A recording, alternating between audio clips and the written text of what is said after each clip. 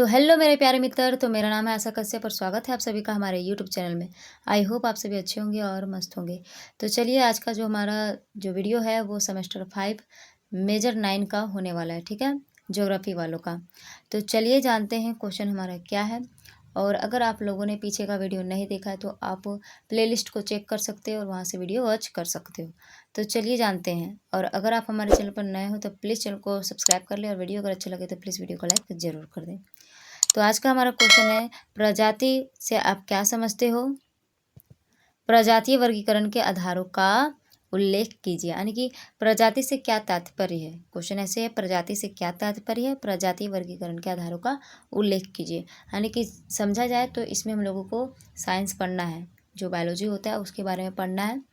ये जो है ये बायोलॉजी का टॉपिक है। तो ज्योग्राफी एक सब्जेक्ट ऐसा सब्जेक्ट है जिसमें आप लोगों को ज्योग्राफी में साइंस भी पढ़ना पड़ता है, मैथ का भी कैलकुलेशन वगैरह आता है, और साथ ही जो पहाड़ पर्वत फिजिकल ज्योग्राफी वगैरह भी आता है, साथ ही मानव की गतिविधियों वगैरह का भी अध्ययन इसमें किया जाता है। तो ये सभी चीज़ों का अध्ययन जो है वो सारा किया जाता है ज्योग्राफी में, ठीक है। तो ये एक बहुत इंटरेस्टिंग सब्जेक्ट है जिसमें सभी चीज़ों को थोड़ा थोड़ा इंक्लूड किया गया है।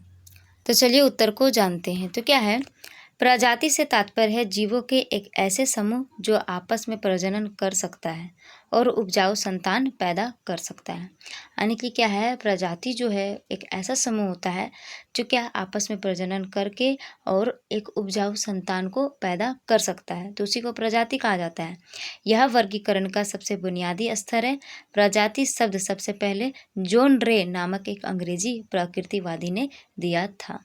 तो यहाँ से सवाल ऐसे आ सकता है कि जो प्रजाति शब्द का सबसे पहले प्रयोग किसने किया था। तो किसने किया था, जॉन रे ने किया था, ठीक है। जॉन रे एक अंग्रेजी प्रकृतिवादी थे, उन्होंने किया था, ठीक है। आगे है, प्रजातियों का वर्गीकरण मुख्य रूप से शारीरिक, आनुवंशिक और प्रजनन क्षमता पर आधारित होता है। तो जो प्रजातियों का वर्गीकरण है वो शारीरिक रूप से किया जा सकता है, आनुवंशिक रूप से किया जाता है और प्रजनन क्षमता के आधार पर ये सभी चीज़ों पे किया जाता है। आगे चलिए जानते हैं प्रजातियों के वर्गीकरण के आधार। तो कौन कौन से आधार है। पहला है शारीरिक लक्षण। पहला क्या है, शारीरिक लक्षण। जीवों में बाहरी रूप से समानताएं जैसे कि रंग, आकार, आकारिकी आदि प्रजातियों के वर्गीकरण में सहायक होते हैं। तो ये सभी क्या है, शारीरिक लक्षण होते हैं। जीवों में जो रंग, आकार और उनका जो आकार होता है, रंग होता है, ये सभी जो होते हैं वो शारीरिक लक्षण होते हैं मनुष्य में या फिर कोई भी जीव जंतु में, ठीक है। सबका अलग अलग प्रकार से आकार होता है, उसका रंग होता है। आगे है दूसरा अनुवांशिक लक्षण। तो अनुवांशिक लक्षण में क्या है, इसमें क्या है, डीएनए और जीन की समानता भी प्रजातियों को अलग करने में मदद करती है। तो अलग अलग जीवों के जो डीएनए होते हैं और जीन जो होते हैं वो अलग अलग पाए जाते हैं। तो ये भी क्या करती है, प्रजातियों को अलग करने में मदद करती है। आगे है तीसरा प्रजनन क्षमता। तो इसमें क्या है, जीवों की प्रजनन क्षमता यानी उनकी क्षमता आपस में प्रजनन करके उपजाऊ संतान पैदा करने की प्रजातियों को अलग करने का एक महत्वपूर्ण आधार होता है। तो प्रजनन क्षमता जो होती है वो क्या करती है, आपस में प्रजनन करके एक उपजाऊ संतान पैदा करती है और प्रजातियों को अलग करने में एक महत्वपूर्ण भूमिका निभाती है। आगे है व्यवहार। तो व्यवहार में क्या है, कुछ मामलों में जीवों के व्यवहार भी प्रजातियों को अलग करने में सहायक हो सकते हैं। आगे है पांचवा पर्यावरण। तो पर्यावरण में क्या है, प्रजातियों को उनके रहने वाले पर्यावरण और पारिस्थितिकी तंत्र के आधार पर भी वर्गीकृत किया जा सकता है। यानी कि पर्यावरण में जो अलग अलग प्रकार के जीव जंतु रहते हैं, पारिस्थितिकी तंत्र के आधार पर भी उनको क्या किया जा सकता है, तो वर्गीकृत किया जा सकता है। आगे है छठा सामान्य विशेषताएं। तो क्या है, प्रजाति के भीतर सभी जीवों में कुछ सामान्य विशेषताएं होती है जो उन्हें अन्य प्रजातियों से अलग करती है, जैसे कि उनका आकार, रूप और व्यवहार, ठीक है।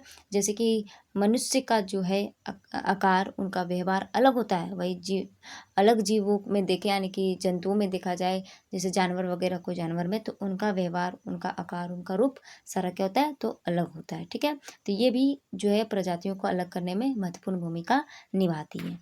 आगे है उदाहरण के लिए क्या है, मानव। तो मानव एक प्रजाति है क्योंकि वे एक दूसरे के साथ प्रजनन करके उपजाऊ संतान पैदा कर सकती है।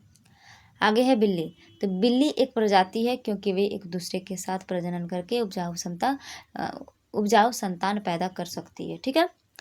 आगे है इसी प्रकार और भी कई जीव जो आपस में प्रजनन करके एक उपजाऊ संतान पैदा कर सकते हैं। और इसी प्रकार से और भी कई जीव हैं जो क्या कर सकती है, आपस में प्रजनन करके और संतान को पैदा कर सकती है। ठीक है।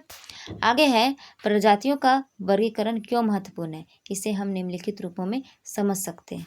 पहला है जैव विविधता का अध्ययन। तो क्या है कि प्रजातियों का वर्गीकरण जो है वो जैव विविधता के अध्ययन में भी सहायता प्रदान करती है। कैसे, देखिए, प्रजातियों का वर्गीकरण जीवों की जैव विविधता का अध्ययन करने में मदद करती है। क्यों मदद करती है? क्योंकि अगर अलग अलग प्रजातियों का हम लोग अलग अलग प्रकार से अध्ययन करते हैं, पर्यावरण में अनेक प्रकार के जीव जंतु रहते हैं और सभी चीज़ों का हम लोग सभी जीव जंतुओं का अलग अलग प्रकार से हम लोग क्या करते हैं, तो अध्ययन करने का कार्य करते हैं। ठीक है। आगे है जीव जीव विज्ञान का अध्ययन। तो जीव विज्ञान में भी इसका एक महत्वपूर्ण भूमिका होता है। तो प्रजातियों का वर्गीकरण जीव विज्ञान के विभिन्न पहलुओं का अध्ययन करने में मदद करता है, जैसे कि विकास, पारिस्थितिकी और अनुवांशिकी। ठीक है। तो जो जीव विज्ञान है यानी बायोलॉजी जो है उसको भी क्या करता है, अध्ययन करने में उसकी जो पहलू है उस चीज़ को समझने में भी क्या करता है, तो ये मदद करता है। तो क्या मदद करता है, तो जो है प्रजाति वर्गीकरण जो है वो सहायता प्रदान करती है जीव विज्ञान के अध्ययन में। ठीक है। आगे है पर्यावरण संरक्षण। तो क्या इसमें प्रजातियों का वर्गीकरण पर्यावरण संरक्षण में मदद करता है, क्योंकि इससे हमें यह जानने में मदद मिलती है कि किन प्रजातियों को सबसे ज़्यादा खतरा है और उन्हें कैसे बचाया जा सकता है। यानी कि जब प्रजातियों का वर्गीकरण हम लोग करते हैं तो पता चलता है कि हाँ, हमारे जो देश है उसमें कितने जो है वो शेर हैं, कितने जो है वो बाघ है और कितने हिरन वगैरह बचे हुए हैं। तो इस प्रकार से क्या है, उनका संरक्षण करने में क्या करता है, तो सहायता प्रदान करता है। ठीक है। प्रजातियों के वर्गीकरण में क्या है कि जो जीव जंतु जब अलग अलग बटे होते हैं तो क्या करता है कि सरकार को पता चलती है कि हाँ, ये जो है विलुप्त होने वाला है, ये जीव जो है वो विलुप्त होने वाला है, तो उसको अलग से उसका संरक्षण किया जाता है, उसको बचाया जाता है। तो इसलिए क्या आता है कि पर्यावरण संरक्षण में भी क्या है, तो सहायता प्रदान करता है। ठीक है। तो ये हमारा हो गया प्रजाति सब क्या समझते हैं और प्रजाति का वर्गीकरण। ठीक है। अब आगे हम लोग जानेंगे निष्कर्ष के बारे में। निष्कर्ष क्या है? निष्कर्षतः हम कह सकते हैं कि प्रजाति जीवों के वर्गीकरण और पहचान की आधारभूत इकाई है और यह हमें पृथ्वी पर जीवों के विभिन्न समूहों को समझने में मदद करती है। यानी कि भिन्न भिन्न प्रकार के जीवों को समझने में क्या करती है, तो मदद करती है। ठीक है। जीव जंतुओं को समझने में मदद करती है। तो ये हमारा निष्कर्ष हो गया। तो ये आज का क्वेश्चन था हमारा, प्रजाति सब क्या समझते हैं और प्रजाति के वर्गीकरण के बारे में। ठीक है। तो आई होप आप लोगों को वीडियो अच्छा लगा हो और आप लोगों के लिए वीडियो जो है वो यूज़फुल रहा हो। तो चलिए मिलते हैं नेक्स्ट वीडियो में। अभी के लिए इतना ही। वीडियो अच्छा लगा हो तो प्लीज़ वीडियो को लाइक कर दे और चैनल को सब्सक्राइब जरूर कर लें। धन्यवाद।